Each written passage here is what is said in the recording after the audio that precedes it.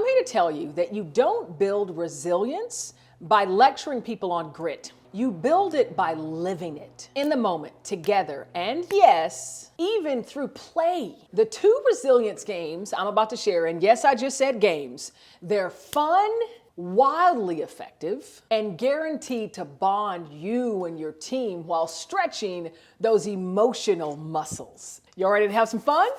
Let's grow.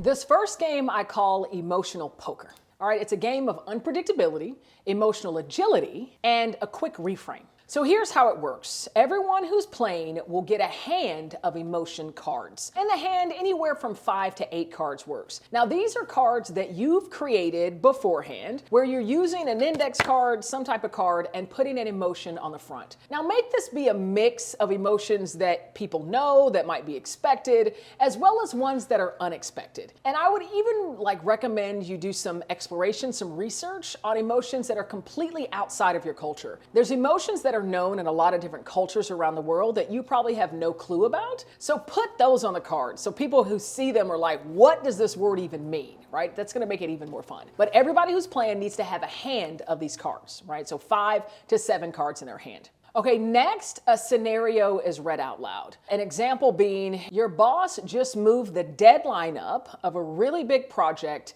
by 2 weeks. Now, these are the scenarios that you're going to create beforehand. You can use ChatGPT to create them, or maybe they're scenarios that you have experienced over the past 12 months. You list them out, right? And so each round, you're reading out one of these scenarios. Then, when each person has their turn, they're to choose one of the emotions from their hand and invite them to pick an emotion that might not be expected. And I want them to then share how that emotion might be valid or even productive in that particular situation. Trust me, you're gonna hear some really hilarious responses, but it's ultimately gonna help you and your team start to rewire that emotional response, kind of the grooves that are worn and expected emotions when different things happen. For example, you might have love on a card and maybe someone chooses love for that situation. My boss just moved my deadline up 2 weeks and I love it. How might that be valid or productive? Well, I like working under constraint. I'm the kind of person that can really deliver when I have a whole bunch of pressure on me. So I would actually love it because it means I'm going to get this done quicker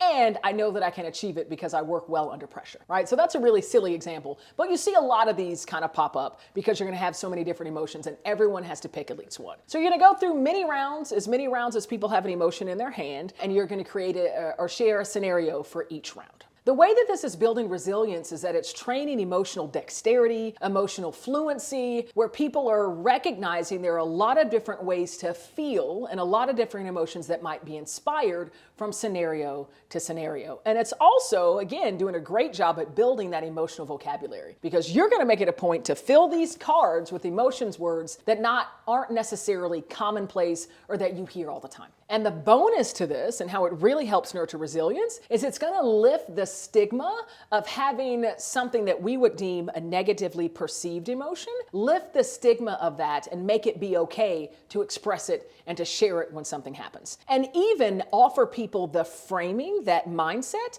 of how it could be valid and even productive. So that's going to go for any type of emotion.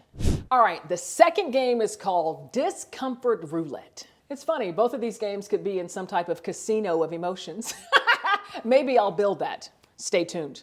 This quick fire game is designed to activate discomfort and to normalize it and invite courage in these little micro moments. Okay, so here's how it works. You're gonna need some type of a hat. A top hat would make this fun, but some type of hat, a ball cap, you're gonna need that. And then you're gonna have slips of paper.